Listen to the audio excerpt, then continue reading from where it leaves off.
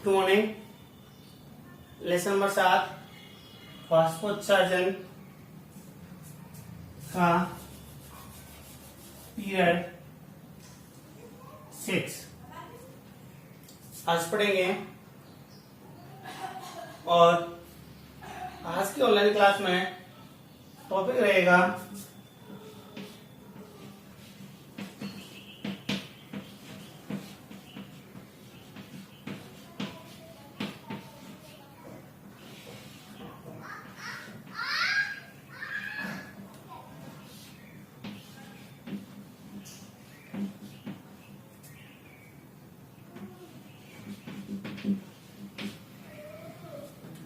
आज का टॉपिक है बिंदु स्राव। देखो नाम से पता चल रहा है बिंदु स्राव। स्राव मतलब निकलना, स्रावित होना, बिंदु के रूप में स्रावित होना क्या कहलाता है? बिंदु स्राव कहलाता है। जनरली आलू, अरबी, टमाटर, घास, ब्रायोफिल्लम, बहुत सारे जो प्लांट्स होते हैं ना, इन पात्रों के जो किनारे होते हैं ना, इन किनारों पर आपने पानी की छोटी छोटी बूंदें देखी होंगी ऐसी।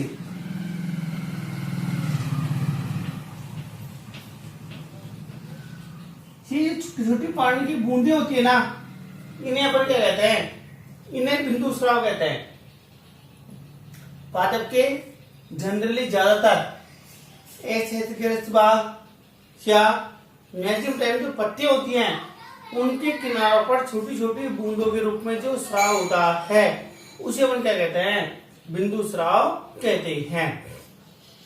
ये बिंदु स्राव होता है ना, ये जनरली प्रातः काल के समय ज्यादा होता है। और इसका संबंध किससे होता है? इसका संबंध मूलदाब से होता है। जो आपने रसायन क्रिया में मूलदाब सिद्धांत पढ़ा था, तो वहां मूलदाब में क्या होता है?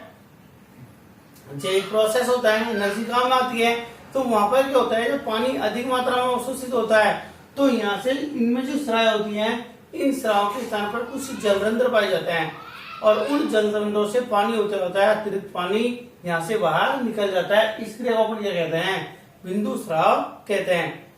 जनरली सर्दियों के दिनों में देखते हैं कि घास होती है, उस घास के किनारों पर छोटी छोटी सी पत्ते होती हैं। वो नहीं देखो, जनरली अपन जब बाजरा अपन बोते हैं तो कई बार उनकी जो पत्ती होती हैं, उन पत्तियों पर छोटी सी बूंदें भी देखी जा सकती हैं। ये सब किसके एग्जाम्पल हैं? ये बिंदु स्राव के एग्जाम्पल हैं। इसको अपन क्या कहते हैं? बिंदु स्राव कहते हैं।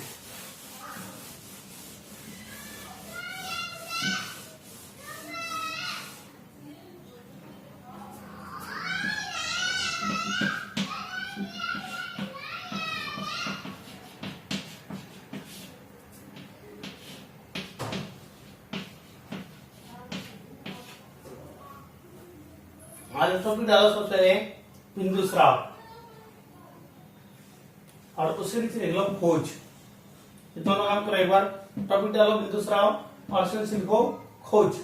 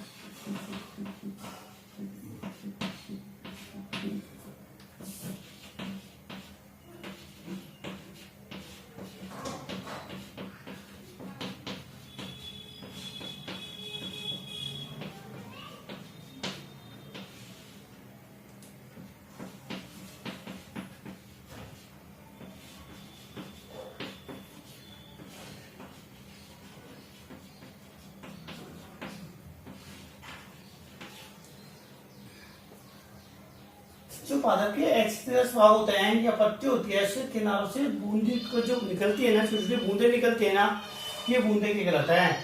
इन बूंदों को अपन क्या कहते हैं? बिंदु स्राव कहते हैं।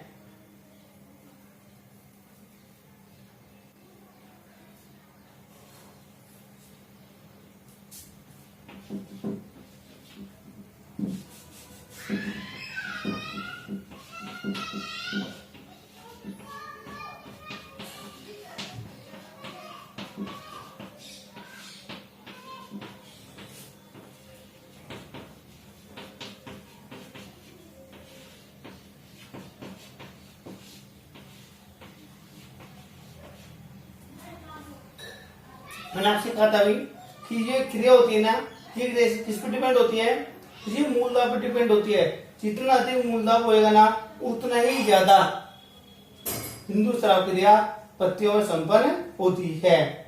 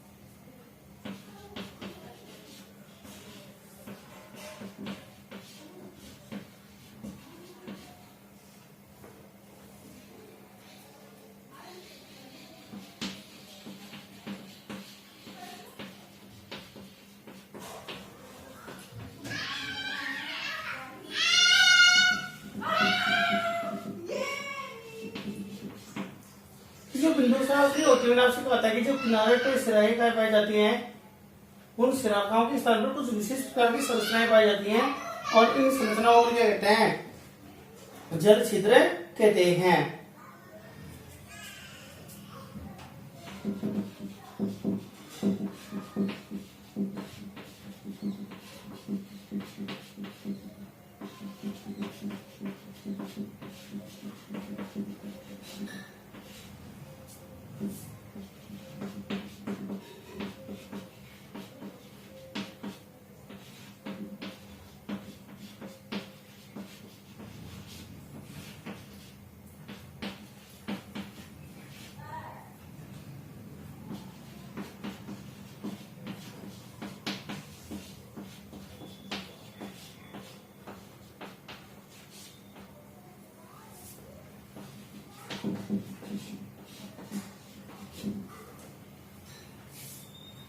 ये जल छिद्र होते हैं। इन जल छिद्रों के पास जो कोशिकाएं होती हैं, इनमें किसी प्रकार की कोई गति नहीं होती है, इसलिए ये हमेशा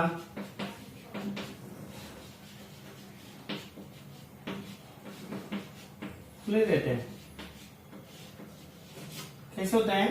ये छिद्र हमेशा कैसे होते हैं? ये खुले हुए रहते हैं।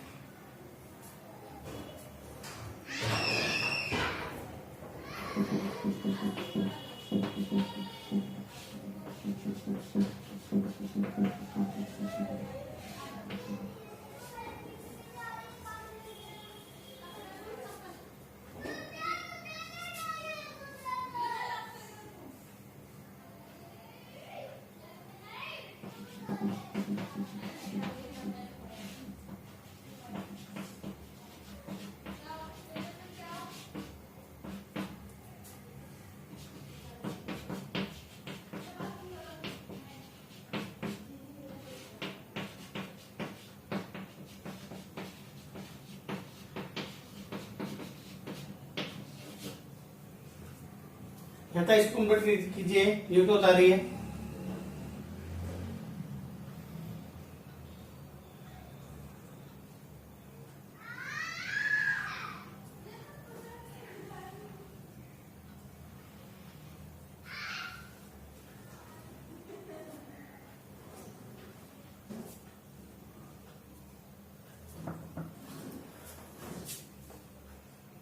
ये बात देख लो, मैंने आपसे कहा था कि बिंदु स्राव में क्या होता है, जो पत्तियों के किनारों से जो छोटी छोटी बूंदे निकलती है ना, उसे क्या कहते हैं, बिंदु स्राव कहते हैं।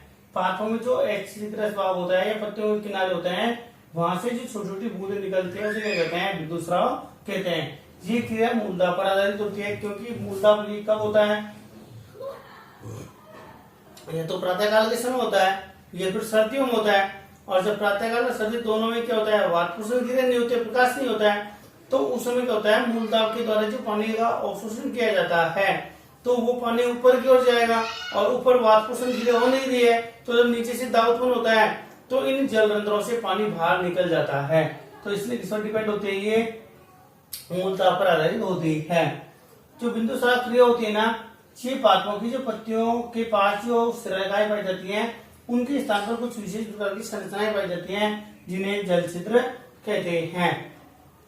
ये जो जल छिद्र होता है, इसको घेरने वाली जो कोशिकाएं होती है ना, इनमें किसी प्रकार की गति नहीं पाई जाती है कि रंध्र खुलते हो, बंद होते हो, अपरिशुद्धता होती हो या स्फीत होती हो, ऐसा कोई चीज नहीं पाई जाती है, हमेशा स्थिर अवस्था में पाई जाती है। और इसीलिए जो रंध्र होते हैं ना, ये हमेशा खुले हुए ही रहते हैं। इनकी जो कोशिकाएं होती है ना, ये कैसे होती है, अधिचर्मी कोशिकाएं होती है। यहाँ तक कंप्लीट करो।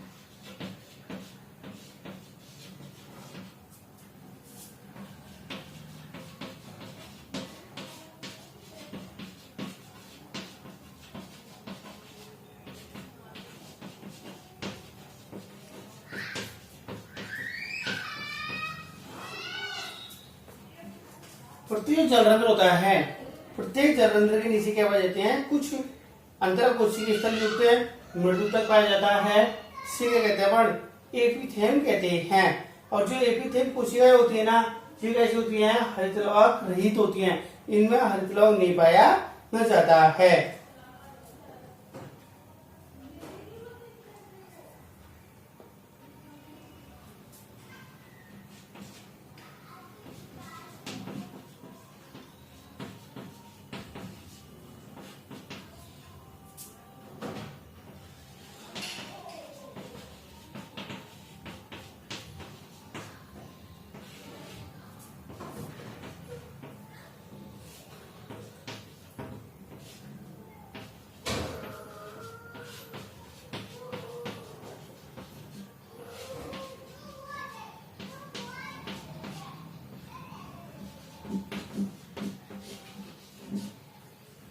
कब होता है ये? विनाश होता है प्रातःकाल के समय ज्यादा होता है।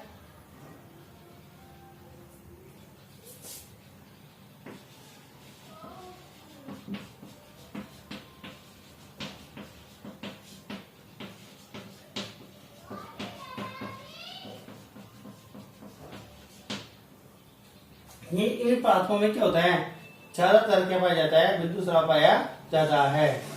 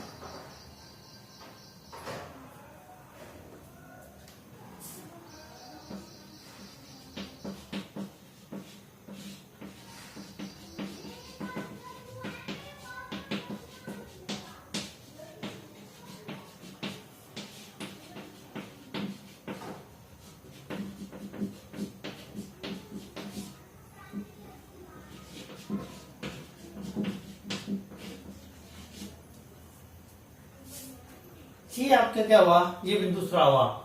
मैंने आपसे कहा था कि बिंदु स्राव के दौरान जो जल का निष्कासन होता है, तो जल के साथ साथ कुछ मात्रा में खनिज लवण बाहर निकल जाते हैं।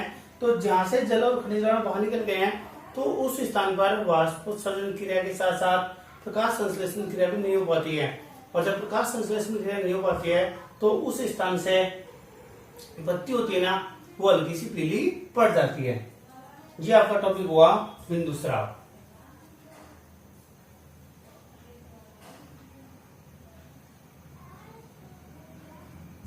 कंप्लीट करवाया तो उतार इसको।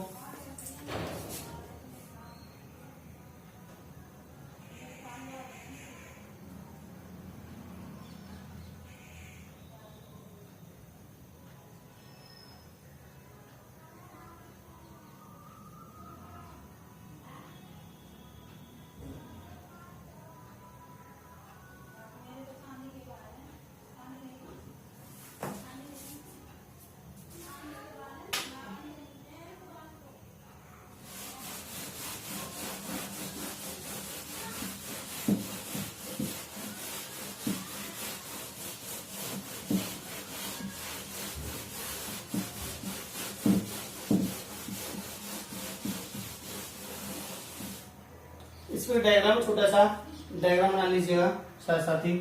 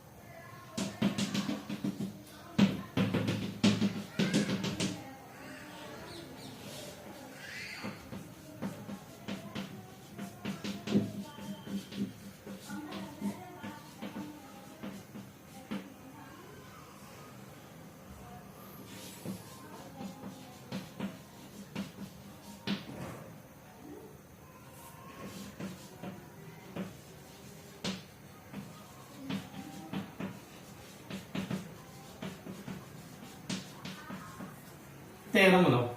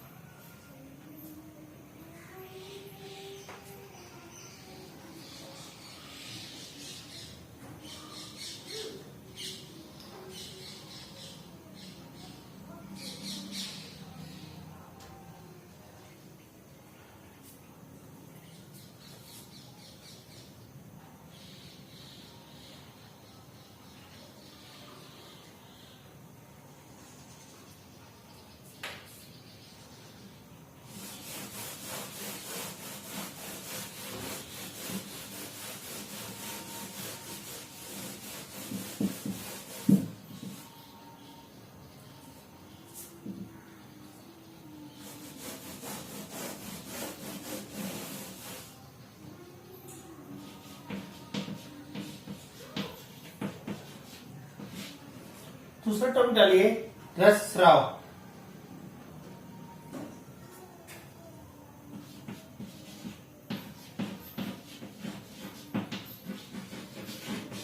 रेडी, इसको बोलता है रसराव। रसराव वाला क्या होता है? पादप के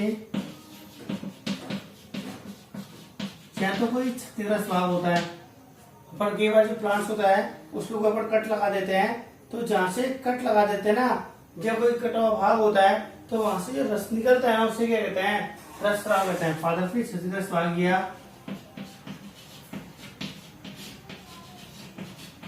कटे हुए भाग से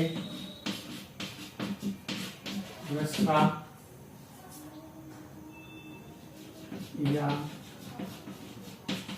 जल का बाहर निकलना रस स्राव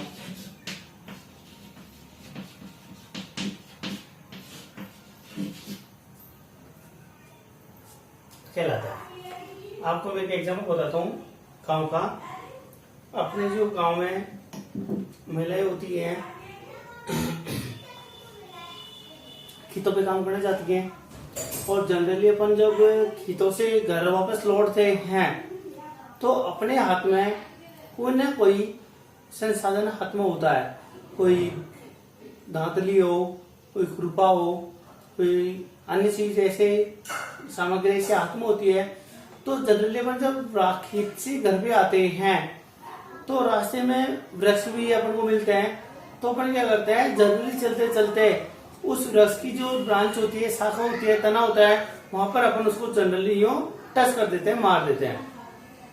तो कई बार क्या करती है, जो गांव की महिलाएं होती हैं, समस्या आती है जो बिंदी आती है लगाने की, माथे में जो बिंदी आती है लगाते हैं, उसमें जो गोंद होती है ना वो लाइट होती है, हल्की होती है, तो वो क्या होती है जनरली लगा के जाती है, पसीना आता है और छूट जाती है।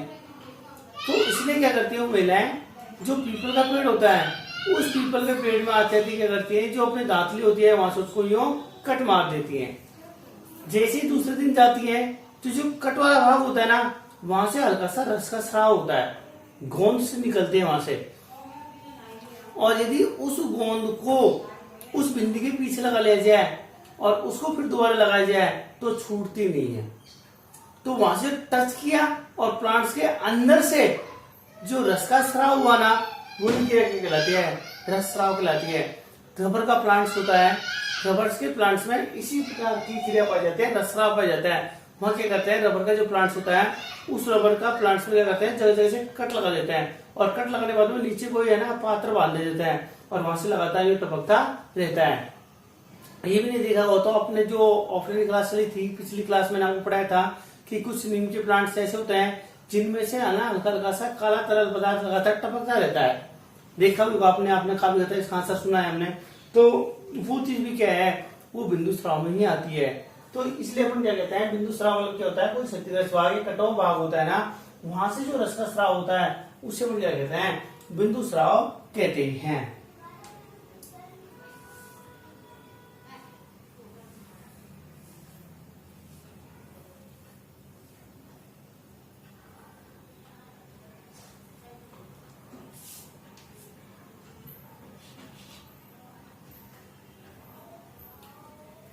फिर पर डालेगा रस स्राव, और रस स्राव बाद इसकी परिभाषा लिखो।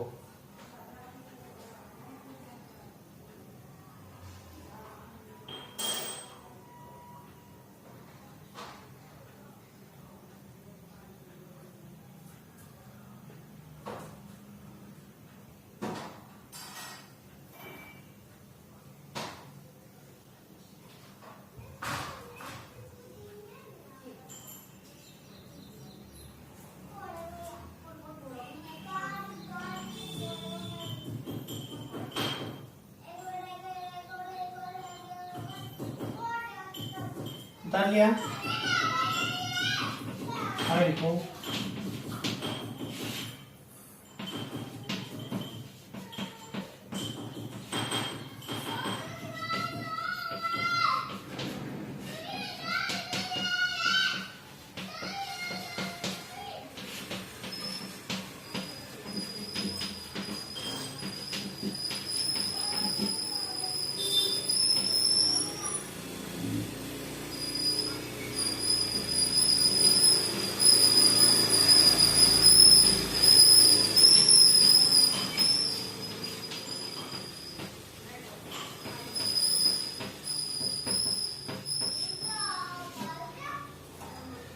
इनमें जो जैवलिन वाहिकाएं होती हैं, इन जैवलिन वाहिकाओं जो रस पाया जाता है ना, उसमें क्या होता है, जो मूलद्रव्यकरण क्या होता है, विशेष प्रकार का धनात्मक तनाव पाया जाता है, जिससे ये आसानी से उपस्थित रहता है।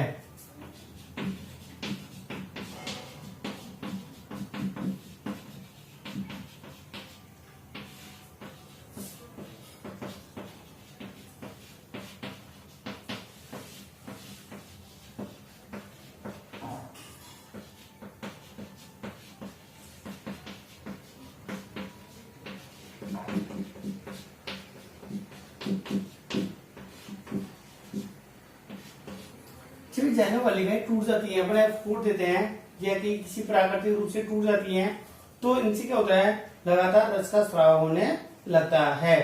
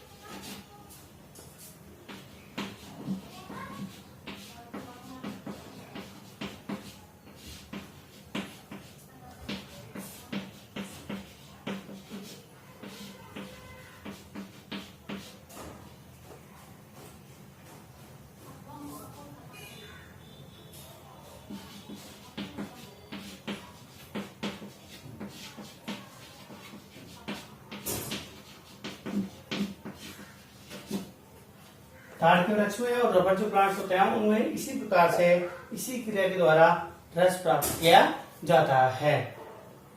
इसको नोट कीजिए, उतारो।